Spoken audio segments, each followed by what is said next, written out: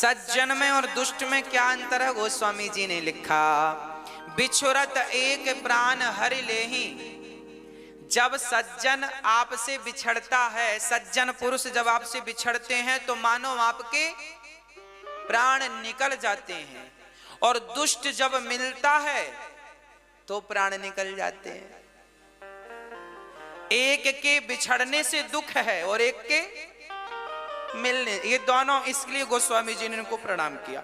और दोनों में देखो कितनी चतुराई से गोस्वामी जी ने बात रख दी कि एक के बिछड़ने से आदमी, आप जब बेटी घर से निकलती है तो प्राण निकल जाते हैं ना, माँ बाप रोते हैं, बेटी विदा हो रही है बेटी। सज्जन व्यक्ति घर से, अरे कोई भला आदमी मर जाए ना तो सारा गांव रोता है, जो उसके रिश्तेदार नहीं है वो भी रोते हैं, भाई भला आदमी था चला गया। अब सज्जन के मरने पर भी, बिछड़ने पर भी लोग रोते हो। कोई दुष्ट आदमी मिल जाए तो अपने आप आंसू निकलने लगे, भगवान ये क्यों मिल गया।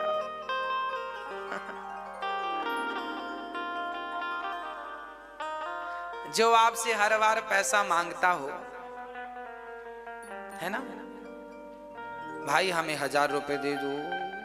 एक गांव में एक आदमी था, वो सबसे पैसा मांगता था, जिसके घर जाए चाय पिए, भैया हमें जरा 50 रुपए की जरूरत है।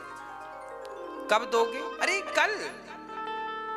पिछले साल भी बोला था कल देंगे, इस साल भी बोल रहा है कल देंगे।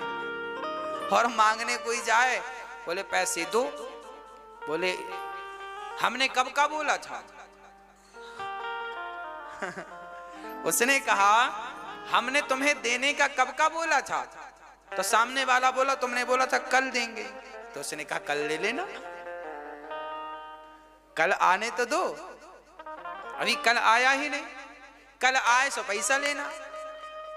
अब पूरे गांव के लोग उससे डरने लगे, जब भी आएगा तो लोग देख के कांप जाते, अभी 50 मांगेगा, 100 मांगेगा, 1000 मांगेगा। तो दुष्ट व्यक्ति को देखने से ना कांप जाता है व्यक्ति, और सज्जन को देखने से प्राण निकल जाते हैं। गोस्वामी तुलसीदास जी ने यहाँ एक बढ़िया बात लिखी है, जड़ चेतन गुण दोषमय विश्व कीन्ह करतार। बालकांड का दोहा नंबर 6 है ना।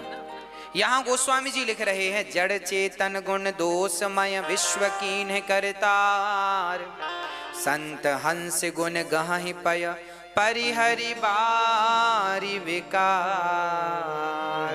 कहने का तात्पर्य यह है कि संसार की हर वस्तु जड़ चेतन, चाहे वस्तु जड़ हो या चेतना से भरी हो, सब दोष से भरी पड़ी है। हम जो भी कमाते हैं ना मेरी माँ, उसमें हमारी कमाई में भी कुछ ना कुछ दोष होते हैं, है ना। हम जो कपड़े खरीद कर लाते हैं ना, इनमें भी कुछ दोष होते हैं। हम सोना चांदी खरीदते हैं ना, घर मकान बनवाते हैं ना, सब में कुछ ना कुछ दोष होते हैं। फिर ये दोष कैसे मिटेंगे? बोले आप जीवन में जो भी धारण किया करो, जो भी लिया करो, पहले भगवान को समर्पित कर दिया करो। जब भगवान के चरणों में समर्पण कर देंगे ना उस वस्तु का, तो उसके दोष अपने आप मिट जाएंगे। इसलिए कोई भी वस्तु, जैसे भोजन करो तो पहले भगवान को भोग लगाना चाहिए। जो व्यक्ति, अभी आगे मैं बताऊंगा, रामचरितमानस में ही लिखा है, जो व्यक्ति भगवान को भोग लगाए बिना भोजन करता है, वो भोजन नहीं, वो मांस भक्षण करता है। मांस खा लो या बिना भोग लगाए अन्न खा लो, एक ही बात है। इसलिए जब भी भोजन करो, दाल चावल सब्जी रोटी हलवा पूड़ी पुलाव इमरती रसमलाई रसगुल्ला बड़े इत्यादि जो भी बनाओ, सब पहले भगवान को, अरे दिन में 2 बार बनाओ 3 बार बनाओ, जितनी बार बनाओ। पकौड़ी खाने का मन है, पकौड़ी बनाई, सबसे पहले प्लेट में रखो, तुलसी दल डालो, पहले भगवान को आदत बनाओ। आदत बनाएगा कौन? आप रेल में बैठे हैं, आप रेल में यात्रा कर रहे हैं और तभी आपने देखा कि बढ़िया अंकुरित चने बिकने आ गए, आपका मन हुआ चने खाना चाहिए। आपने भाई साहब जरा देना 10 रुपए के चने, आपने चने लिए। अब क्या करें? उस चने को सबसे पहले भाव से आप ले लो अपने हाथ में और एक भाव बनाओ, हे नाथ आप स्वीकार कर लीजिए, हे नाथ, हे श्याम सुंदर, हे राजा राम आप स्वीकार कर लीजिए। ऐसा बोल दो, हे नाथ आप स्वीकार करो, बस भोग लग गया, खत्म बात। बस भोग वो अपने हाथ में तुलसी की माला सदा रखना चाहिए। इससे क्या होता है, जो भी वस्तु आप खाएंगे, खाने के पहले इस तुलसी की माला को उसमें चढ़ा दें, स्पर्श करा दें। जैसे ये दोना है, चने भरे हैं, इसको टच करा दीजिए तो तुलसी चढ़ गई, ये तुलसी की है तो ये चढ़ गई, फिर भगवान को भोग, हे नाथ स्वीकार कीजिए। बस इतना कहना है, ये भगवान ने खा लिया, उसके जो दोष थे वो खत्म। अब आप खाओ से, जितनी बार पानी पियो तो पानी पियो तो पहले ये तुलसी का स्पर्श करा लो गिलास में।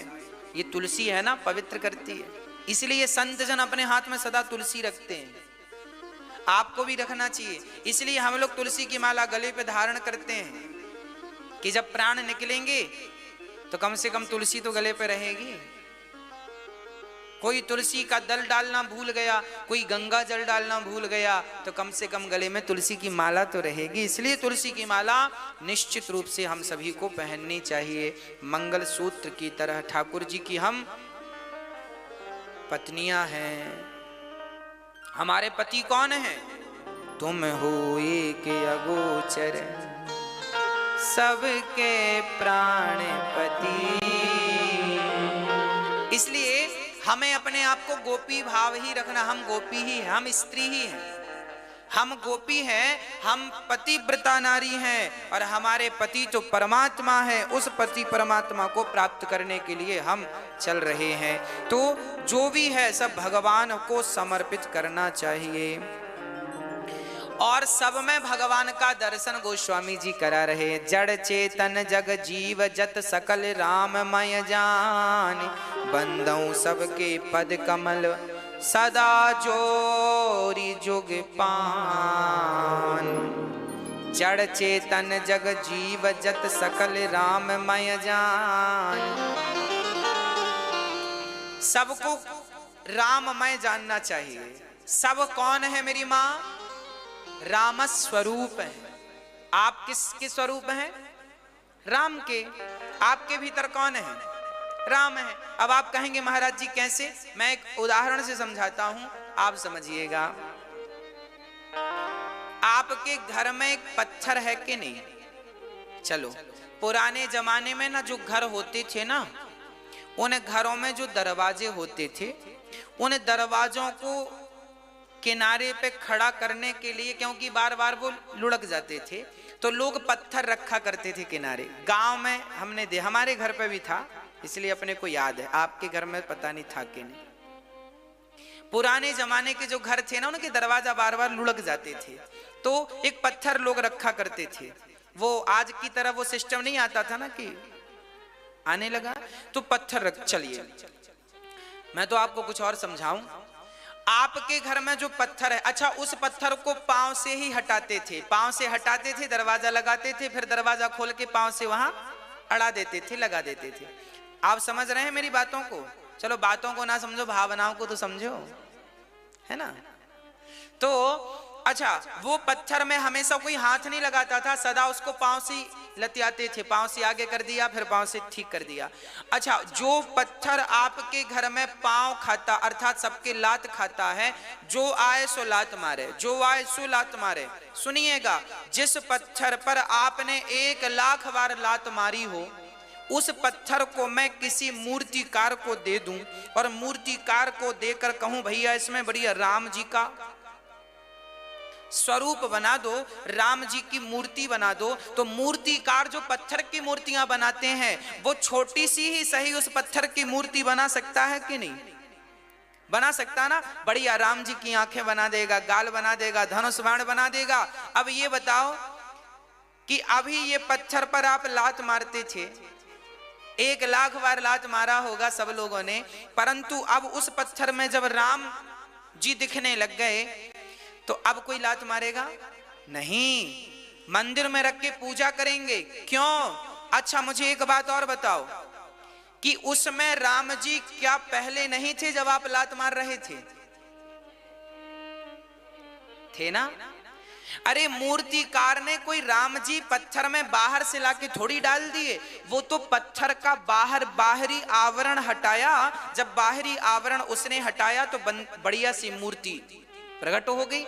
जैसे हर कंकड़ में, हर पत्थर में, हर व्यक्ति में, हर वस्तु में वह परमात्मा छिपा है।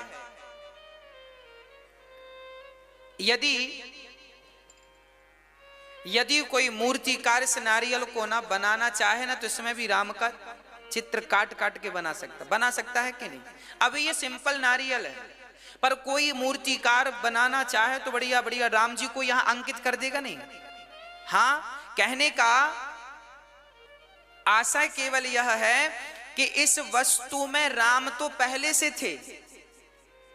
वो तो मूर्तिकार ने जब तरासा तब राम प्रकट हो गए। उस पत्थर पर जिस पर आप लात मारते थे राम तो पहले से थे, पर बाहर के आवरण ने उसे ढक रखा था।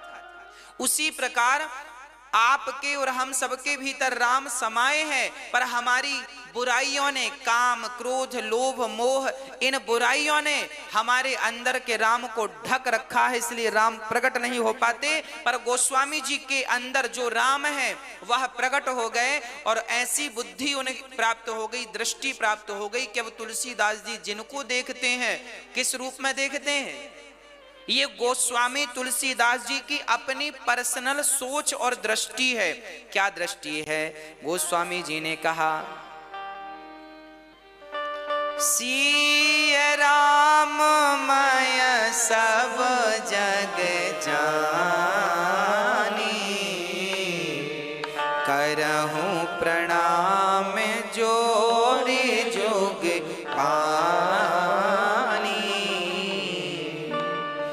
आकर 4 लाख 84 जाति जीव जल थल नभ भासी। गोस्वामी जी कितनी बढ़िया बात कह रहे हैं। सिय राम मय सब जग जानी, करहूं प्रणाम जोरे जोग पानी। अच्छा, गोस्वामी जी सब में भगवान को देखते हैं, आप लोग देखते हैं कि नहीं? मैया जी, आपको सब में कौन दिखता है? सही दिखने लगे हैं? हाँ, सही बताओ, मजाक तो नहीं कर रहे हैं? अच्छा, हम तो चाहते हैं कि दिखने लग जाए। आप जिस जिसको देखा करो, किस रूप में देखा करो, यह भगवान है। अभी आप देखते हैं यह स्त्री है, यह पुरुष है, यह वृक्ष है, यह हाथी है, यह बंदर है, यह गधा है। बाद में आपकी दृष्टि होनी चाहिए कि यह स्त्री, यह भगवान है, यह राम, यह राम, ये राम, ये राम। जहां देखूं वहां राम नाम के मोती चारों तरफ बिखरे पड़े हैं। इन्हें कोई समेटने वाला हो तो राम मिलने को तैयार हैं, कोई समेटने वाला तो हो। जो व्यक्ति चोरी करता है उस चोर से कहो क्यों चोरी करने से क्या होगा जानते हो? वो कहता है नहीं जानते। तो जो व्यक्ति चोरी करता है और चोरी करने का फल क्या है, उसे कौन सा नरक मिलेगा, उसका दंड क्या, वो नहीं जानता। मतलब जो अज्ञानी है उसे सठ कहते हैं। मैं झूठ बोल रहा हूं पर मुझे पता ही नहीं कि झूठ बोलने का फल क्या है ना?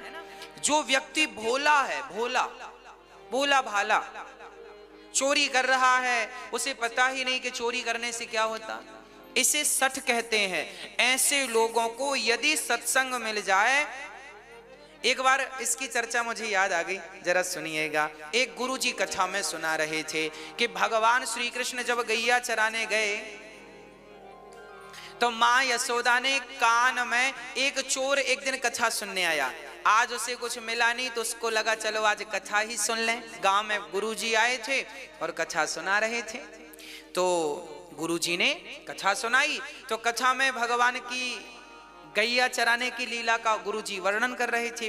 गुरुजी ने कहा, आज माने भगवान श्याम सुंदर के गले में हीरे मोती की माला पहनाए 10, कान में बढ़िया मोती हीरे के कुंडल पहनाए, और यहाँ सोने का बाजूबंद, गले में सोने के हाथ में बड़े बड़े कड़े, और बढ़िया बढ़िया 1-1 करोड़ की 1-1 करोड़ रुपए की कीमत का हीरा यहाँ पहनाया उंगलियों में। और आज भगवान गैया चराने गए ऐसा श्रृंगार करके। चोर बोला, राम राम राम राम राम, ये कौन बालक है, इतना महंगा। उस चोर को लगा इसे लूट लेने से फिर किसी को लूटने की जरूरत, एक बार में माला माल हो जाऊंगा। जब कथा पूरी हुई तो गुरुजी से पूछा, गुरुजी आज आपने जिस बालक के बारे में बताया उसका पता कहाँ है, हमें पता दो। अच्छा, गुरुजी को नहीं पता था कि ये चोर है। उसने कहा, गुरुजी पता लिखवाओ। तो गुरुजी ने बोल दिया कि भाई ये तो वृंदावन की लीला है, वृंदावन जाना, वहां के जंगलों में वहां ठाकुर जी गैया चराते थे। उसने लिख लिया। अब उसने पकड़ी ट्रेन, आया वृंदावन। पूछा कि भैया ये यशोदा का बेटा गैया चराने किस तरफ जाता है? ये बिल्कुल सत्य घटना है, ये घटना घटी है, इसलिए मुझे आज स्मरण आ गई। तो वो चोर वृंदावन आया और वो गैया किस तरफ चराने जाते हैं, तो लोगों को क्या लगा कि ये पूछ रहा है कि भगवान ने गैया कहाँ चराई। तो लोगों ने बता दिया, भाई ये जंगल है, यहां भगवान गैया चराने जाते थे। तो उसने किसी से पूछा, क्यों आज भी आएंगे क्या गैया चराने?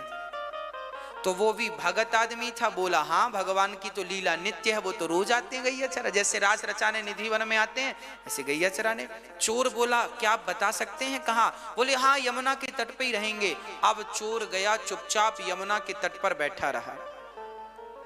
और गुरुजी ने कहा था कि उसका रंग सांवला है, घुंघराले से बाल होंगे, आंखें बड़ी कजरीली सी हैं, गला सुंदर है, गाल बड़े सुंदर हैं और बड़ा अद्भुत दर्शन है। अब वो पेड़ पर बैठ गया, देखा गैया चराने वाला तो आया नहीं, कब आएगा कब आएगा कब आएगा।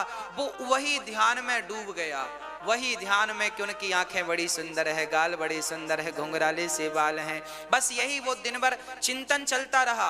अब जो बालक वो देखा उसमें उसे कृष्ण का दर्शन होने लग गया। कभी वो इस जंगल में जाए, आज इसमें नहीं आए तो इसमें आएंगे। पूरे जंगल जंगल 4 दिन हो गए, ना उसने भोजन किया ना पानी की फिक्र, यमुना का थोड़ा पानी पी ले और बस प्यासा भूखा जंगल जंगल घूमे, इस इंतजार से कि कृष्ण आएंगे और हम उन्हें लूटेंगे। अब देखिए, भक्ति तो भक्ति है ना, भगवान का चिंतन तो भगवान का ही चिंतन है ना। तो वो चोर जब 4 दिन हो गए और बस भूख से बस अब उसका चला नहीं जाता, हाथ पांव नहीं चल रहे हैं, ज्यादा चल नहीं सकता, एक पेड़ पर चढ़ गया और उसने संकल्प ले लिया कि श्याम सुंदर यदि नहीं आए तो मैं मर जाऊंगा, परंतु अब मैं यहां से जाऊंगा नहीं। जब भक्त की जिद भगवान ने देखी तो जैसा जैसा गुरुजी ने बताया था कि 10 माला, तो भगवान ने 10 माला पहनी, कान में मोती हीरा तो कान में हीरा मोती पहने, घुंघराले, जो छवि उसके मन में बसी थी वही रूप भगवान ने बनाया। और वेश कीमती सोना चांदी और हीरे की अंगूठियां पहन के भगवान सचमुच गैया चराने जंगल चले गए। उसका प्राण निकलने वाला था, प्राण जाने वाले थे, तब उसने देखा कोई गैया चराने आ रहा है, उतर गया, चुपचाप खड़ा हो गया और देखा वही बालक था। तुरंत पास में गया, चारों तरफ देखा कोई नहीं, उसको लगा इसे लूटना तो बहुत आसान है। उसने तुरंत लाठी टेक के बोला, चोर ने, सुनो 4 दिन तुम कहाँ गए गैया चराने? भगवान बोले, भैया हम तो यहीं गए थे गैया चराने, इस तरफ। अच्छा तुम इस तरफ गए थे, पर हम तो इस तरफ चले गए थे। हाँ, फिर कल कहाँ गए थे? बोले कल हम इस तरफ। चोर ने कहा फिर हम इस तरफ चले गए थे। चोर ने कहा, सुनो तुम्हारी मैया कहाँ है? हमारी मैया तो घर पे है। बाबा घर पे है, मित्र सब गांव। तुम अकेले हो? हाँ हाँ हम अकेले हैं। तो सुनो, चलो अपने सारे माला उतारो। क्यों? भगवान बोले क्यों माला उतारे अपने? हम चोर हैं, चोर, तुम्हें लूटने आए हैं। अच्छा, हमें लूट लोगे? हाँ हाँ हम लूट लेंगे तुम्हें। भगवान ने अपने सारे माले उतार दिए। और क्या बोले? अंगूठी उतारो। भगवान ने अंगूठी उतार दी। कान की उतारो। भगवान ने कान की उतार दिए। और जब कान के, हाथ के सब श्रृंगार ठाकुर जी ने उतारा, उसके बाद उसकी झोली भर गई सोना चांदी हीरा मोती से। तब भगवान ने उसकी तरफ देखा और देखकर मुस्कुरा दिया। और ज्यों भगवान मुस्कुराए तो उसके हाथ से सोना चांदी हीरे मोती की झोली नीचे गिर गई। और वो श्याम सुंदर की मुस्कान को देखकर कितना आनंदित हुआ, चरणों में गिर पड़ा। हे नाथ, कौन है आप? मैंने आज तक इतनी सुंदर मुस्कान नहीं देखी। सोना इतना पाया जिसके लिए मैं 4 दिन भूखा प्यासा रहा।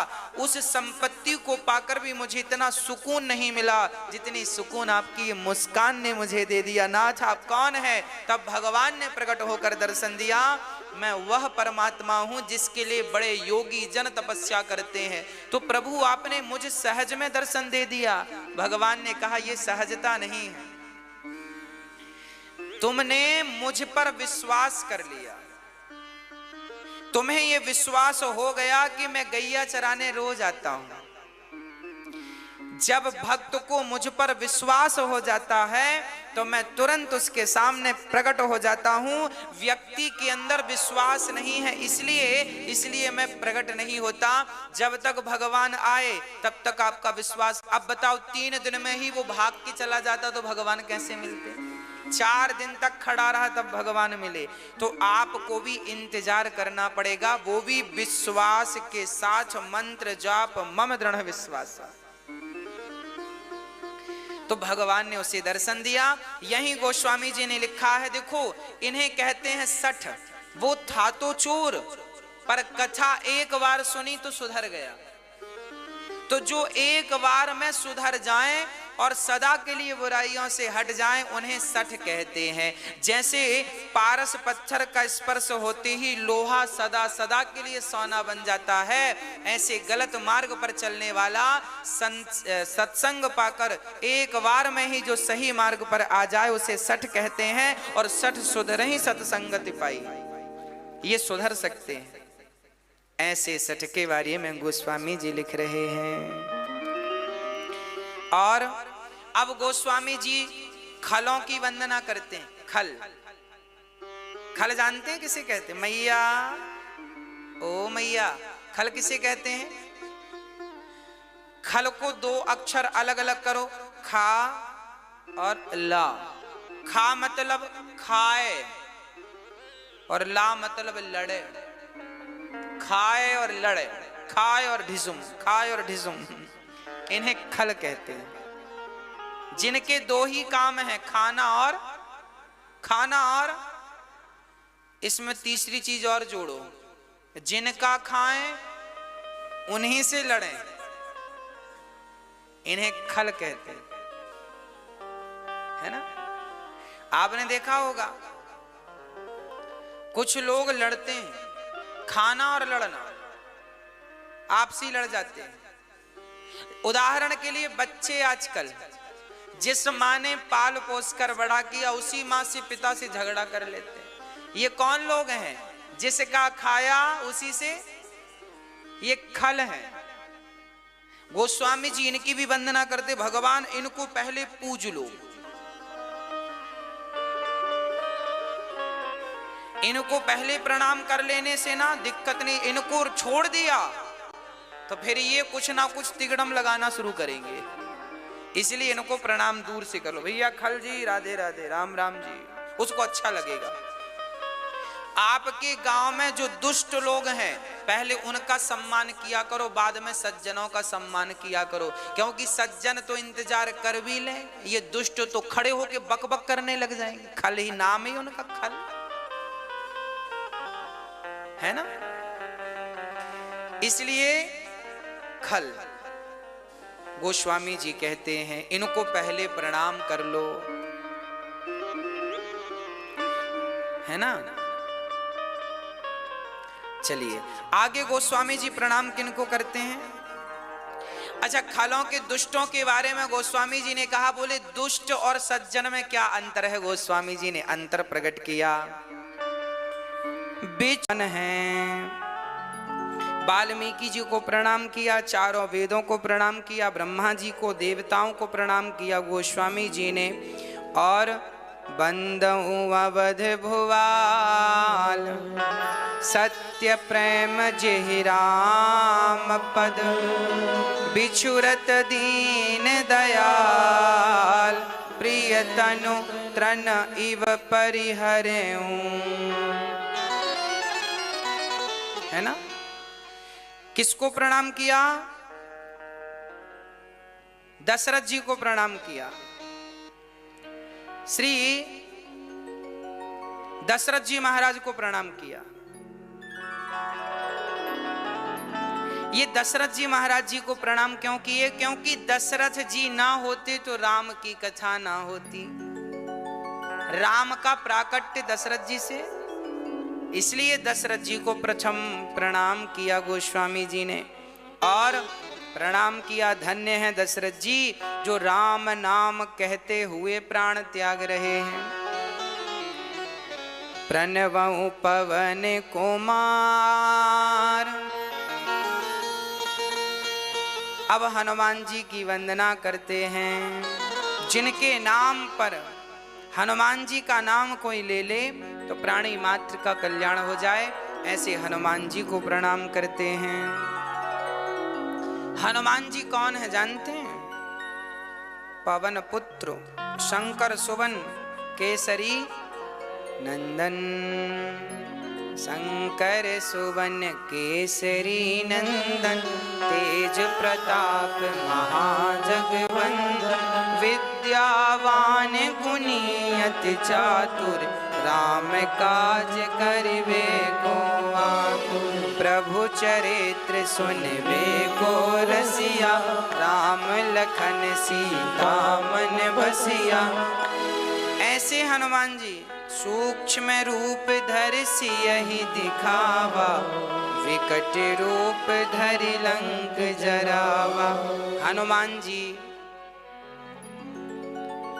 हाँ, कवन सुकाज कठिन जग माही, जो नहीं होय तात तुम पाही। कौन सा काम है जो हनुमान जी नहीं कर सकते? इसलिए हनुमान जी को प्रणाम किया कि हे हनुमान जी आप कृपा करो। हनुमान जी राम को भी अपने वश कर राखें। राम को अपने वश में कर रखा है हनुमान जी ने। इसलिए कहते हैं हनुमान जी से मिल लो तो हनुमान जी राम से यूं ही मिला देंगे। इसलिए हनुमान जी की सेवा करनी चाहिए। स्त्रियों को लोग पूछते हैं महाराज जी स्त्रियां हनुमान चालीसा पढ़ें कि ना पढ़ें? हनुमान चालीसा में ही आज्ञा है पढ़ने की, पढ़ लो, है ना। लिखा है ना, जो यह पढ़े हनुमान चालीसा, होय सिद्धि साखी गौरी। जो यह पढ़े हनुमान चालीसा, ये नहीं लिखा कि पुरुष यह पढ़े स्त्री ना पढ़े हनुमान चालीसा, ऐसा तो नहीं लिखा। पुरुष यह पढ़े और स्त्री ना पढ़े, ऐसा लिखा है क्या? नहीं लिखा। लिखा है जो यह पढ़े हनुमान चालीसा, मतलब स्त्रियां भी हनुमान चालीसा पढ़ सकती हैं। और जिनने सुंदर कांड का पाठ नित्य करना शुरू कर दिया उनका जीवन सुंदर ही सुंदर हो जाएगा। इसलिए सुंदर कांड का पाठ करना चाहिए, रोज करना चाहिए। एक पाठ रोज कर लो, आधे घंटा 1 घंटा लगता है। गिरा अर्थ जल बीच सम कहियत भिन्न न भिन्न, बंदऊ सीताराम पद जिनहि परम प्रिय खिन्न।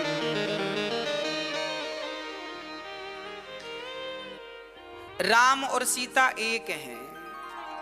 जैसे मेहंदी और लालिमा, मिश्री और मिठास एक हैं, ऐसे सीताराम को प्रणाम किया।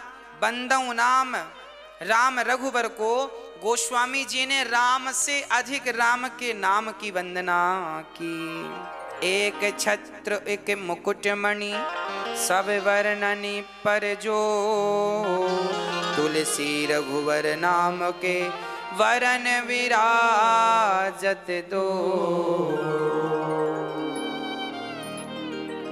राम नाम में दो अक्षर हैं, रा और रा मतलब राम, मां मतलब माता जानकी। बोलो रा मतलब राम, मां मतलब माता। हाँ, तो राम के एक नाम में रा और मां में ही सीताराम छिपे हैं। रा और मां, रा कहते ही सारे पाप अंदर से बाहर निकलते हैं। बोलो रा। देखो रा बोलने से निकली ना, रा अंदर से हवा निकलती बाहर, रा। और मां, मां, हाँ राम। बोलो राम। मां बोलती मुंह बंद हो जाता, रा बोलती मुंह खुला, मां बोलती मुंह बंद, राम। बोलो राम। क्या अर्थ है? बोले आपने अपने घर से कुत्ते को निकाल दिया और फिर कुत्ता अंदर ना आए, इसके लिए क्या किया आपने? दरवाजा बंद। हमारे भीतर भी जो पाप बैठे हैं वो सारे पाप रा कहते ही निकल जाते हैं, मां कहती अपने आप दरवाजा बंद हो जाता, ताकि बाहर के पाप अंदर ना। राम, रा से पाप बाहर, मां से दरवाजा। राम। एक छत्र एक मुकुट मणि, एक छत्र है रा और उस छत्र की मुकुट मणि, मुकुट की मणि मां है। अद्भुत। गोस्वामी जी ने कहा राम नाम मणि दीप धरूं, जी है देहरी द्वार, तुलसी भीतर बाहिरो जो चाहत उजियार। राम नाम का दीपक हमें रखना चाहिए। कहां रखें? जिह्वा पर रखो। राम नाम मणि दीप धरूं। अच्छा, आपको प्रकाश करना हो घर के भीतर और घर के बाहर तो क्या करना पड़ेगा? दीपक कहां रखें हम? भाई दीपक द्वार पर होगा तो अंदर भी प्रकाश और बाहर भी प्रकाश। उसी तरह जब भगवान का नाम आप अपनी जिह्वा पर रखते हैं तो आपका इस संसार में भी प्रकाश होता है, यश होता है, और यहां से जाने के बाद परलोक में भी आपका यश होता है, अर्थात परम गति प्राप्त हो जाती है। राम नाम जिह्वा पे रखा करो। राम नाम का दिया कहां रखना है? जिह्वा, ताकि यह भी प्रकाशमय हो जीवन और वो भी प्रकाशमय, लोक परलोक दोनों सवर जाए। इसलिए काम करते हुए नाम, काम करते रहो मेरी मां और नाम जपते रहो। राम सिया राम सिया राम जय जय राम, राम सिया राम जय जय राम, राम सिया राम जय जय राम, राम सिया राम जय जय राम। नाम जी है जपी जागहि जो।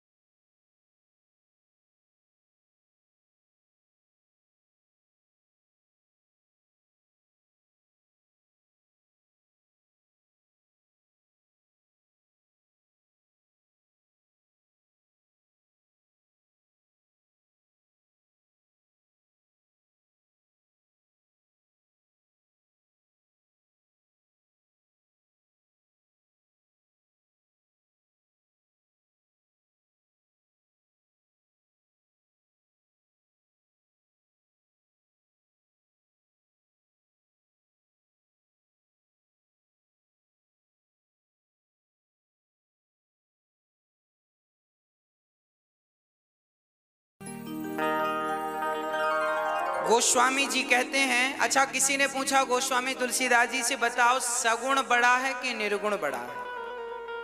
सगुण मतलब जिसका आकार है उसे साकार कहते हैं सगुण, और जिसका आकार नहीं है निराकार कहते हैं निर्गुण, है ना। तो अब हमारे भारत में ना कुछ लोग सगुण साकार के उपासक हैं, कुछ निराकार की पूजा, कुछ लोग कहते हैं हम निराकार को मानते हैं, कुछ कहते हैं हम साकार को मानते हैं। आप लोग कौन वाले हो? गोस्वामी तुलसीदास जी से पूछा गया, आप कौन से हो? आप साकार को मानते हो कि नाम निराकार को? अगुण सगुण दुई ब्रह्म स्वरूपा,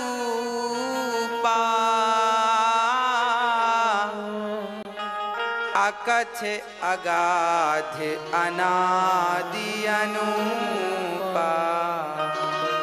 अब गोस्वामी जी कहते हैं दुई भाव हैं, या तो सगुण है या तो निर्गुण है, या तो साकार है या तो निराकार, वही सगुण साकार वही निर्गुण निराकार। अब गोस्वामी जी कहते सुनो, मोरे मत बड़ नाम दुहूते, किए जेह जुग निज बस निज पूते। गोस्वामी तुलसीदास जी कहते हैं सुनो,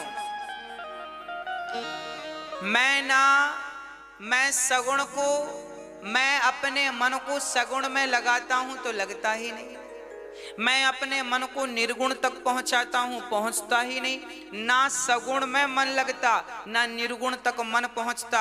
फिर आप किसके उपासक हो?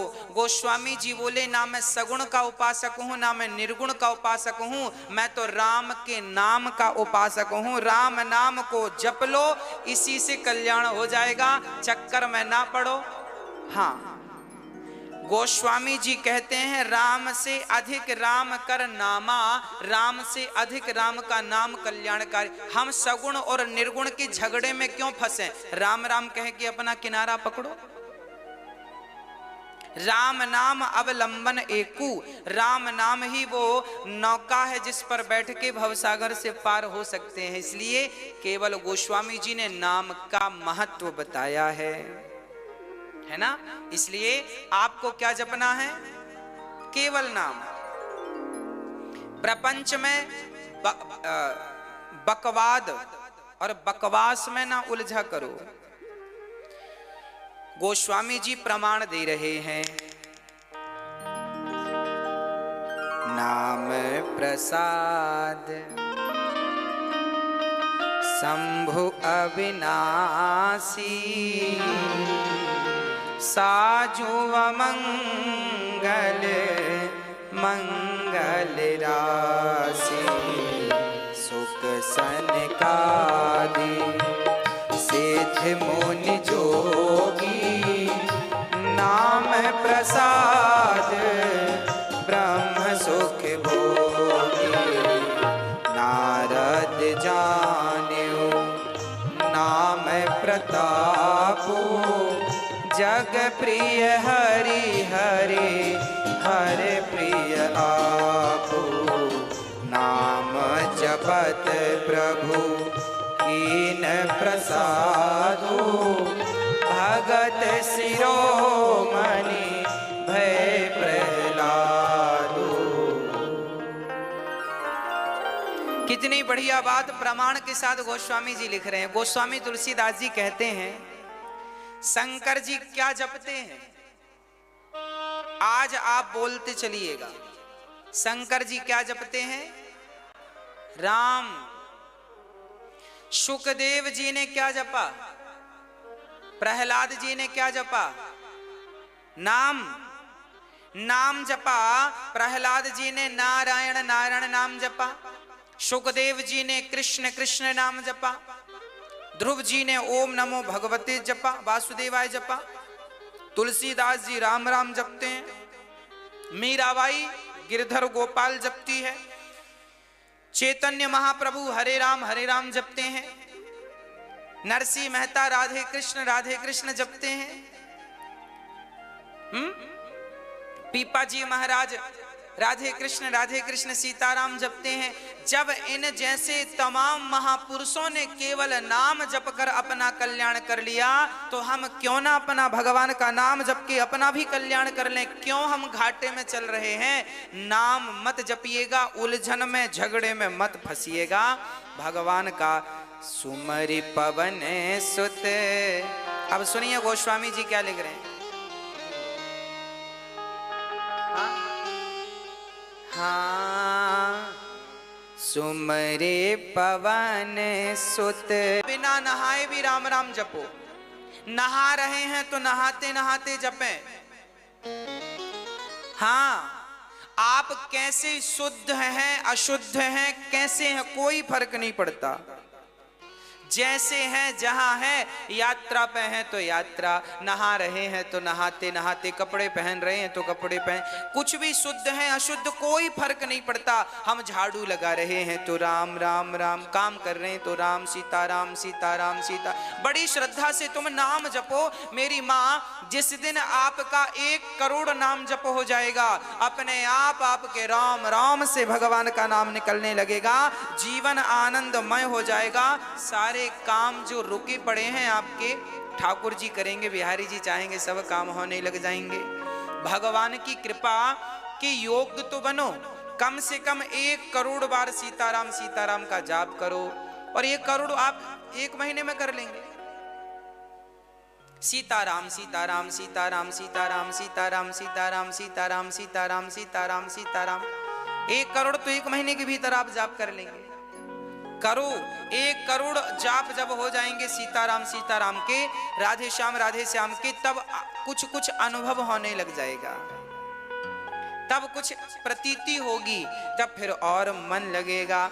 तो आप ये झंझट ना पाला करो कि नहा के जपें कि बिना नहाए। अरे भगवान का नाम कैसे भी जपो। भगवान केवल आपके गुणों को देखते हैं। ये जो राम कथा है ना, बुध विश्राम सकल जन रंजनी, राम कथा कली कलोष विभंजनी, नाना भांति राम अवतारा, रामायण सत कोटि अपारा, संबत 1631 करहु कथा हरि पद धरि सीसा। गोस्वामी जी ने 1631 में इस कथा को लिखना आरंभ किया।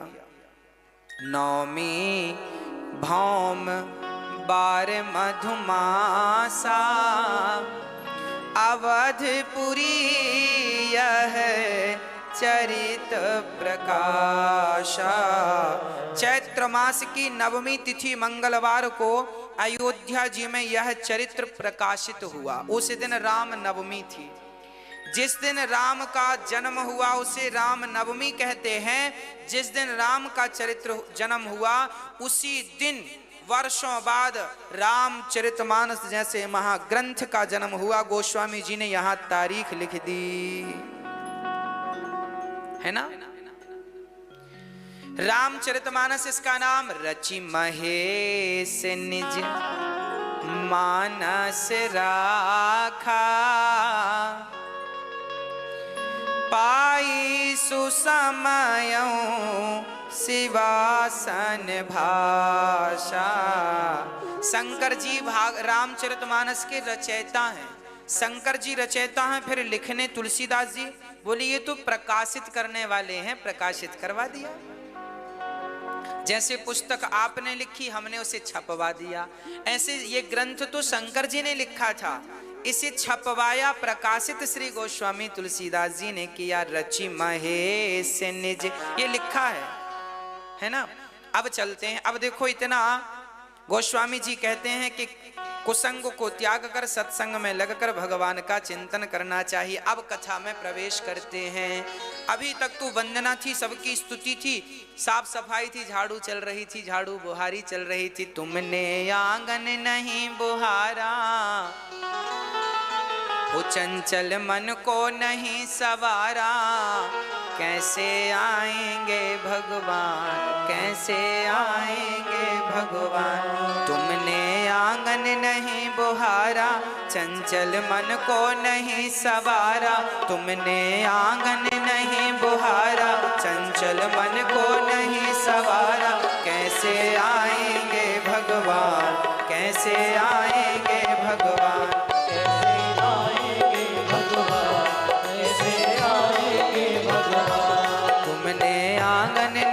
बुहारा, तुमने आंगन नहीं बुहारा, चंचल मन को नहीं सवारा, चंचल मन को नहीं सवारा, कैसे आएंगे भगवान, कैसे आएंगे भगवान, कैसे आएंगे भगवान, कैसे आएंगे भगवान।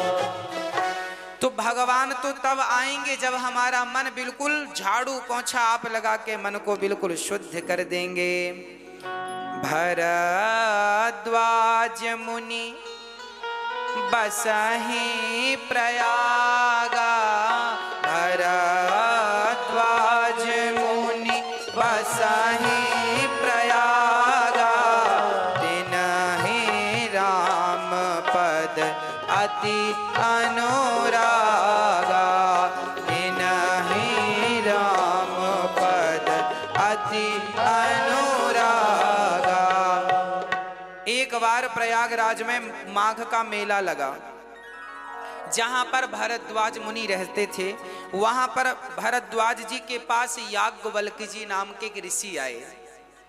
सुनना, अब कथा स्टार्ट हो रही है। भरद्वाज मुनि बसहि प्रयागा, प्रयागराज जी में भरद्वाज जी रहते थे। एक दिन याज्ञवल्क्य जी आए, तो याज्ञवल्क्य जी स्नान करके जाने लगे तो भरद्वाज जी ने पांव पकड़ लिया। याज्ञवल्क्य जी से कहा, आप रुक जाइए, आप रुक जाइए। क्यों रुक जाएं हम? आप इसलिए रुक जाइए कि आप हमें रुक कर भगवान की कुछ कथा सुनाइए, हमें कुछ संदेह है। क्या संदेह है? तब भरद्वाज जी प्रश्न कर रहे हैं। एक राम, जब कोई अच्छे सच्चे संत मिले ना तो पांव पकड़ लेना चाहिए। कहो गुरुजी हमारा कल्याण कैसे होगा? भरद्वाज जी ने याज्ञवल्क्य जी के पांव, याज्ञवल्क्य जी उच्च कोटि के विद्वान भगवान के बड़े भक्त थे। आज प्रश्न किया है याज्ञवल्क्य जी से भरद्वाज जी ने कि प्रभु मुझे राम पर संदेह है। राम पर संदेह? कौन सा? सुनो, एक राम अवधेश कुमारा, तीन कर चरित विदित संसारा, नारी बिरह दुख लहऊ अपारा, भयऊ रो सुरन रावण मारा। प्रभु, एक राम तो अवधेश कुमार दशरथ जी के बेटे हैं,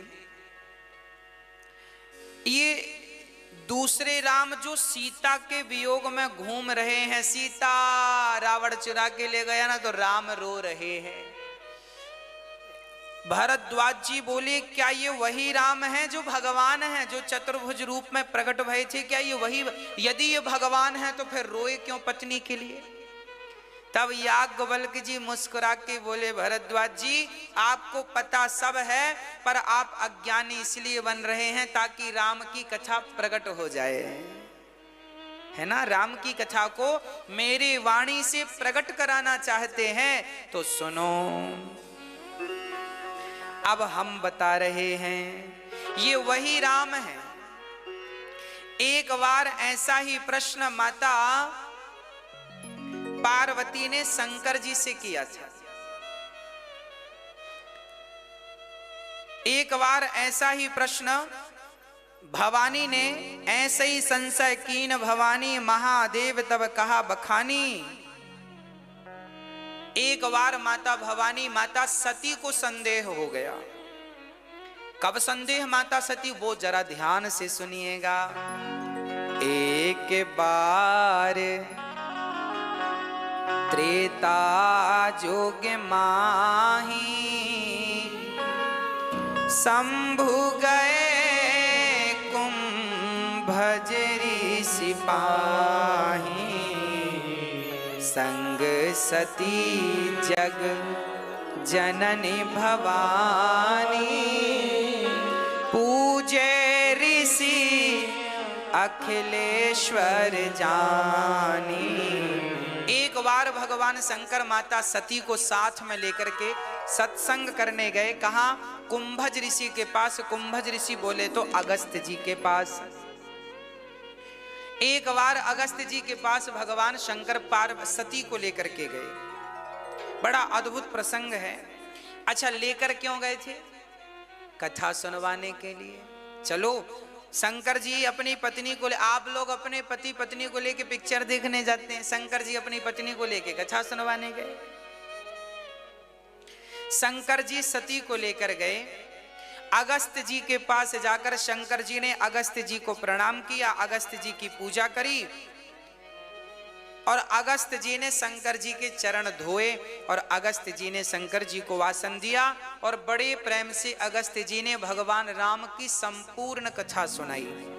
अच्छा, माता पार्वती ने तो कथा सुनी, शंकर जी ने तो कथा सुनी, पर माता सती दक्ष की बेटी माता सती ने कथा नहीं सुनी। कथा में मन नहीं लग रहा था, यहां वहां मन जा रहा था। जैसे कई बार आपका मन भाग जाता है।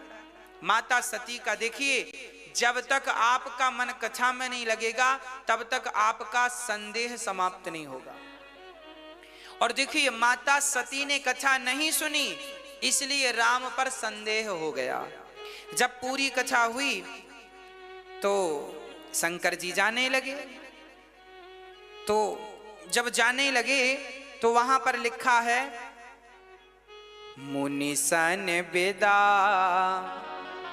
मांगे त्रिपुरारी चले भवन संग दक्ष कुमारी।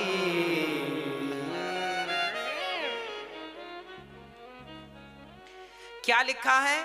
जब सती कथा सुनने आई थी ना, तब उनका नाम बड़ा था, है ना? क्या नाम था उनका? संगे सती जग जननी भवानी। देखो क्या उपमाएं, संगे सती जग जननी भवानी।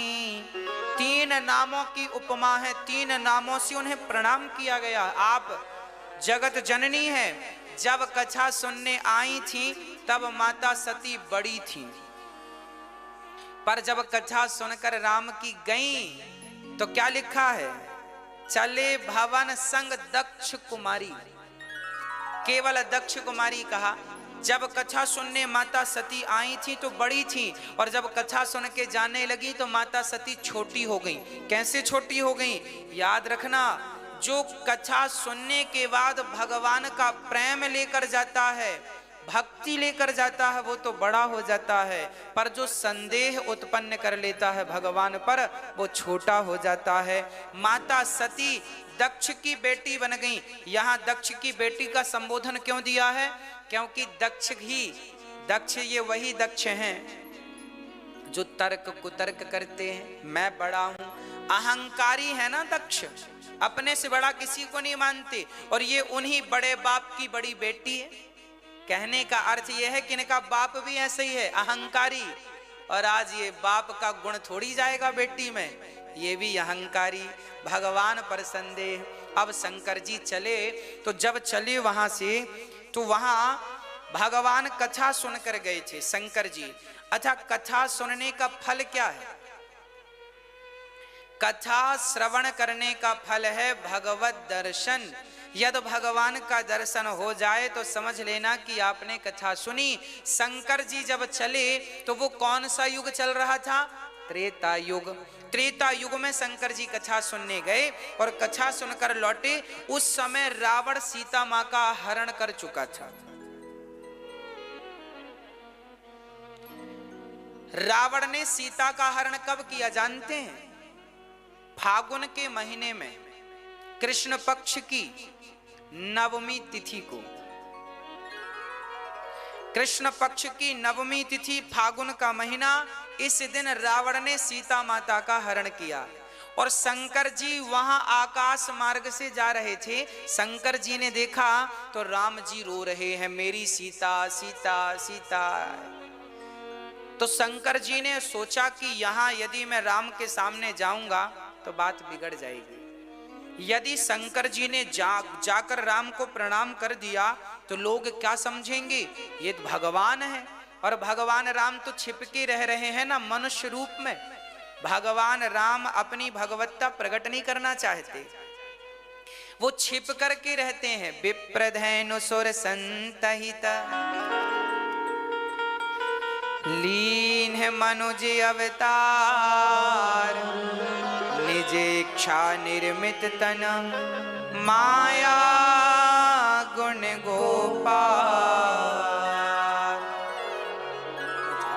हाँ प्रिय भक्तों, भगवान शंकर यदि वहां प्रकट हो जाते तो राम जो मनुष्य बनकर हैं वो मनुष्यता प्रकट हो जाती कि ये भगवान है। पकड़ में आ जाती बात।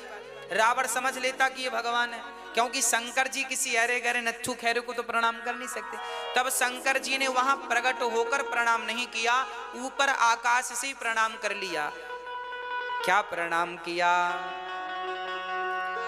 जय सच्चिदानंद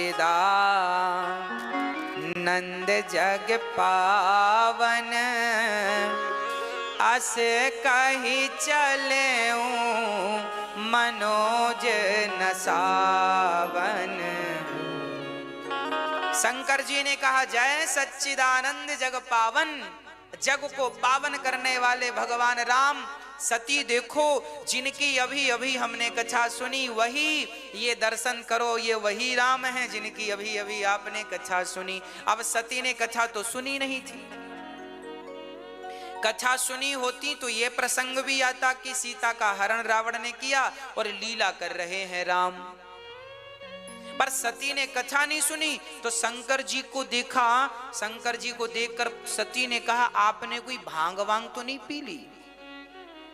शंकर जी ने कहा अभी तो हमने भांग नहीं पी, और वैसे भी शंकर जी कोई नशा नहीं करते।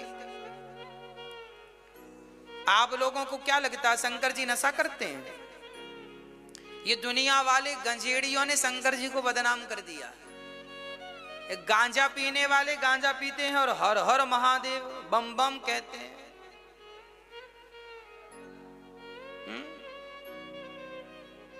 ये गांजा पीने वालों ने शंकर जी को बदनाम किया है।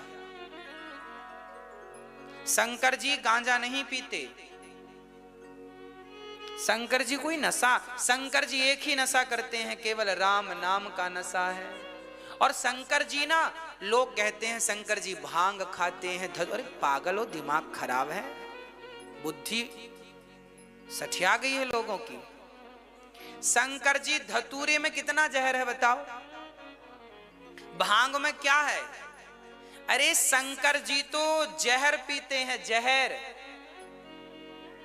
हाँ, जो व्यक्ति जहर पी ले उसे धतूरे का जहर काम करेगा? बोलो। आप कहते हैं धतूरा बड़ा जहरीला है। हाँ जी है। आक बड़ा जहरीला है। हाँ जी है। तो क्या जहर से ज्यादा जहरीला है? शंकर जी तो नीलकंठ हैं, गला यहां जहर थाम रखा है शंकर जी ने। तो शंकर जी तो जहर धारण करने वाले हैं। ये गंजेड़ियों को भी पिलाओ, एक एक सल्फास दो, जहर पियो। क्या पी रहे हो तुम? शंकर जी को और बदनाम कर रहे हो। शंकर जी ने जहर पिया, तुम भी पियो जहर। शंकर जी भगवान के परम भक्त हैं, इनका नाम लेने मात्र से व्यक्ति पावन होता है। शंकर जी ने लाख समझाया सती को, ये भगवान। सती बोली आपने कोई, आपकी बुद्धि में कुछ गड़बड़ हो गई है, आपने जरूर आज सोए नहीं, कथा सुनते रहे, आपको कुछ का कुछ, ये भगवान कैसे हो सकते हैं। शंकर जी बोले क्यों नहीं हो सकते। सती बोली यदि भगवान होते तो भगवान सर्वज्ञ है, इन्हें पता होता कि मेरी पत्नी का हरण रावण ने किया है, इन्हें क्यों नहीं पता। शंकर जी ने कहा देवी इन्हें सब पता है। तो पार्वती सती ने कहा फिर ये रो क्यों रहे हैं। अच्छा, राम जी इतना बढ़िया रो रहे थे कि सती को संदेह हो गया, एकदम असली वाला रो रहे थे। जैसे पिक्चर में अभिनेता अभिनय करता है ना, ऐसा लगता बिल्कुल सही में रो रहा है। हाँ जी, वो सही में नहीं रोता, नकली है, उसका रियल जीवन कुछ और होता है, पिक्चर में कुछ और दिखता है। कहने का अर्थ यह है कि जो दिख रहा है वो है नहीं, और जो है वो दिखता नहीं है। सती ने कहा कि हमें तो संदेह है। अब देखो, जब कथा नहीं सुनी ठीक ठाक से तो संदेह उत्पन्न हो गया। और गीता में लिखा संशयात्मा विनश्यति, भगवान को लेकर किसी को संदेह है तो क्लियर कर लो। शंकर जी ने समझाया तो समझ लेना चाहिए था, पर नहीं समझा। जब गुरुजन आपको समझाएं तो समझ लो, और नहीं समझोगे, भगवान को लेकर फिर भी संदेह तुम बनाए रखोगे तो वही संदेह तुम्हारा नाश कर देगा। ये इससे बड़ा उदाहरण और कुछ नहीं होगा। सुनो, अब सती जी ने कहा, शंकर जी ने बहुत समझाया, मुनि धीर जोगी सिद्ध संतत विमल मन जे ध्यावहि, कहिने तिन गम पुराण आगम जासु कीरत गावहि, सोई राम व्यापक ब्रह्म भुवन निकाय पति माया धनि, अवतर्यु अपने भगत हित निज तंत्र नित रघुकुल मणि। कितना बढ़िया लिखा है। शंकर जी कह रहे हैं सती यह वही राम है जिनका योगी मुनि ध्यान करते हैं, जिनकी अभी अभी आपने कथा सुनी, जिनको हम अपने चित्त में रखते हैं, ये वही राम है। तो और इन्होंने अवतार धार, देखो शंकर जी का वचन है, अवतर्यु अपने भगत हित निज तंत्र निज नित रघुकुल मणि। अपने भक्तों का हित करने के लिए यह रघुवंश मणि भगवान नारायण आज अवतरित हुए हैं, राम बनकर लीला कर रहे हैं। यह भगवान है, यह प्राणी मात्र के कल्याण के लिए अवतार आपने लिया है, भक्तों के लिए अवतार।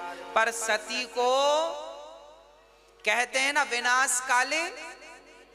हाजी, जब मां समझाए, पिता समझाए, गुरु समझाएं, पड़ोसी समझाएं, फिर भी छोरा छोरी ना समझें, समझ लेना इनके नाश का समय आ गया है।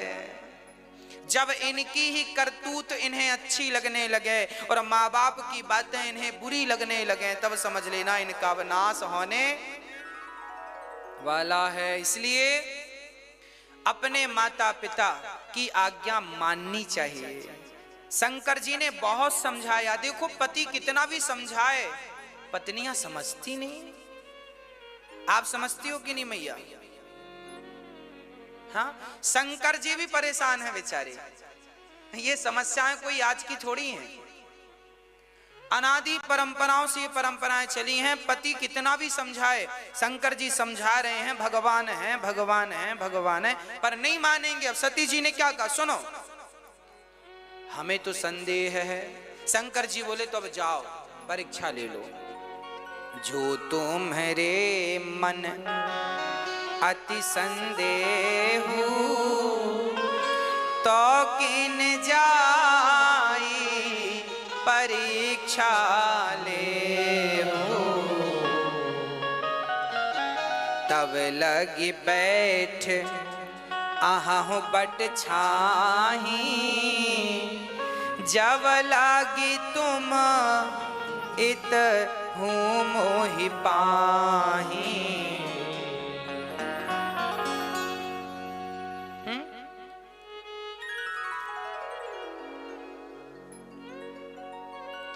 इतहूं उतहूं क्या है ये पता है?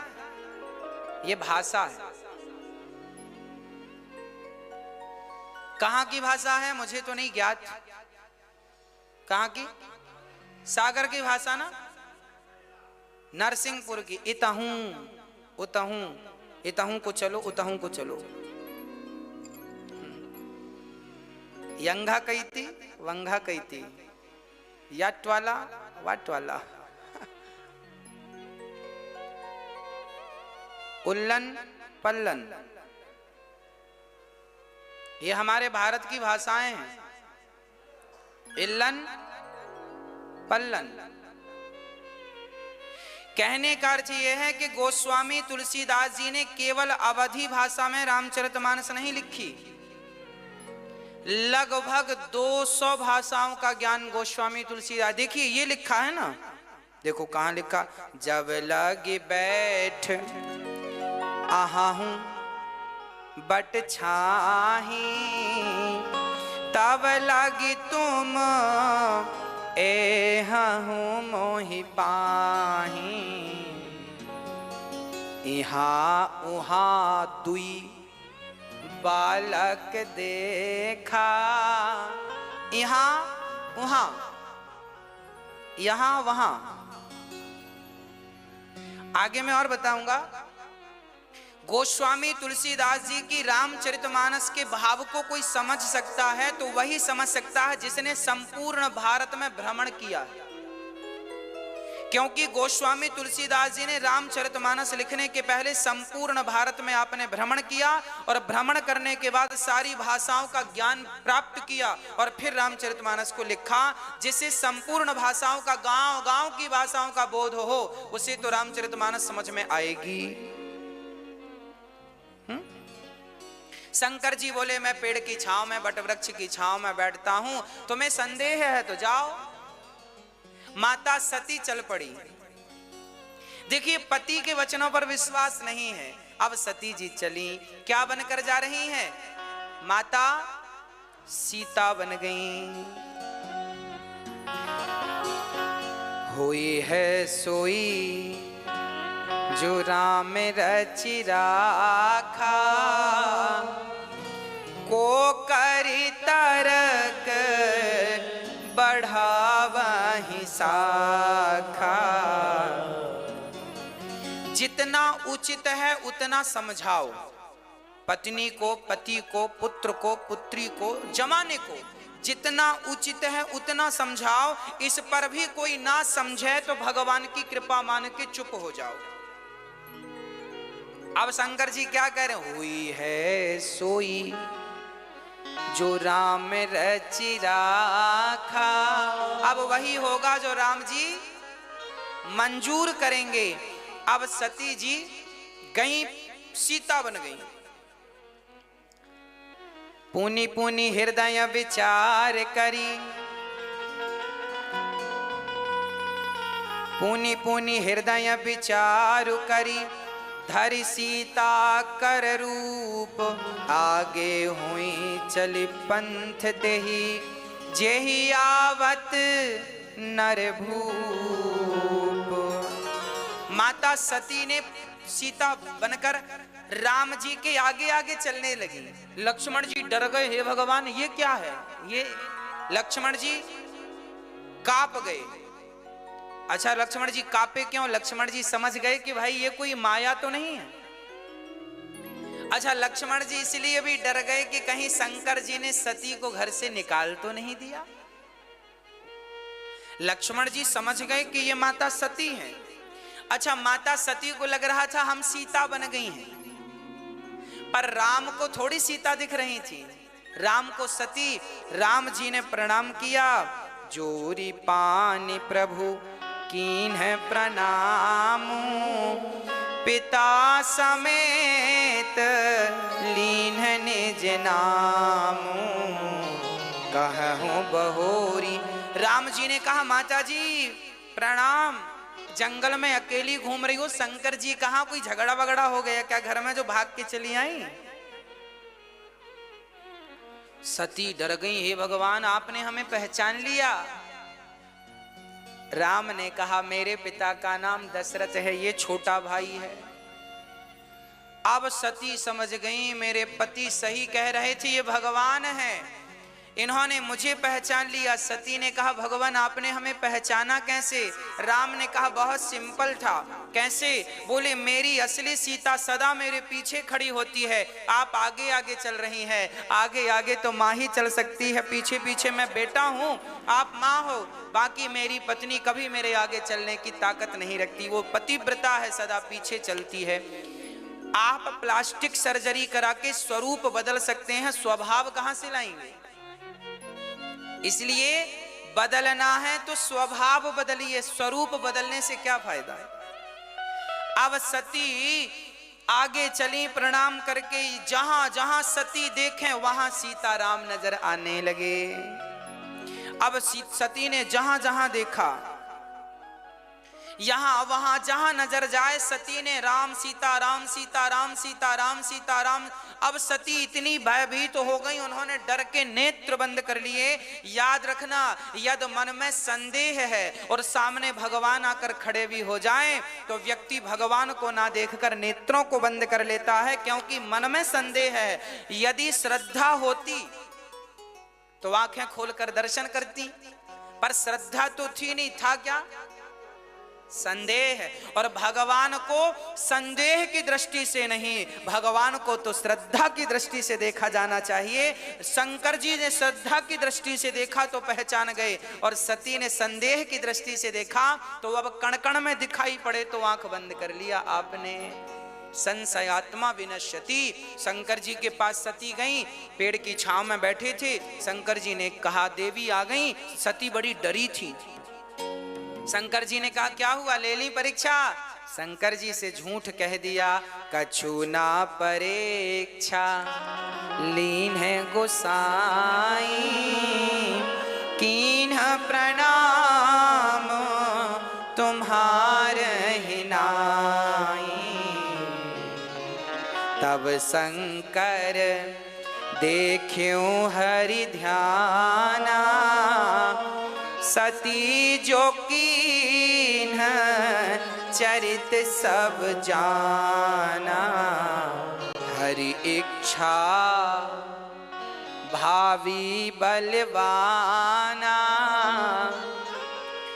हृदय विचारत शंभु सुजाना।